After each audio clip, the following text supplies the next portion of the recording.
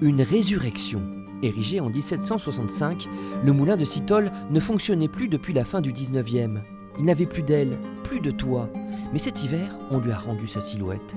Une entreprise spécialisée venue du Maine-et-Loire a posé une nouvelle coiffe, des ailes et tout le mécanisme nécessaire pour moudre à nouveau du grain. Les ailes sont montées sur un axe. Le mouvement est transmis par le grand engrenage qu'on appelle le grand rouet. Ce mouvement est lui-même transmis à l'aide des aluchons, qui sont les petites dents, à la lanterne, qui transmet le mouvement au grand fer, qui actionne lui-même les meules. Les moulins à vent en état de marche sont aujourd'hui rarissimes. Il y en avait pourtant 160 dans le Bergeracois. La chance du moulin de Citol, c'est d'avoir été acheté par la commune de Sadillac en 2012.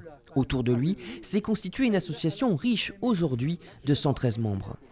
Ça a été une belle équipe de copains, de passionnés qui se sont investis là-dedans, avec des personnes qui avaient, pour la grande majorité, c'était des retraités, mais qui avaient toutes des acquis, eu des activités, des responsabilités, et tout le monde a mis ceci au profit de l'association pour faire justement aboutir ce projet.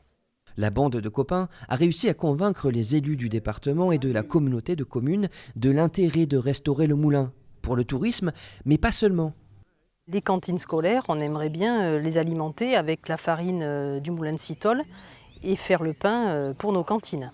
Donc il y a quand même tout un projet. Alors je ne vous dis pas que ça sera facile. 450 000 € ont été investis dans cette renaissance.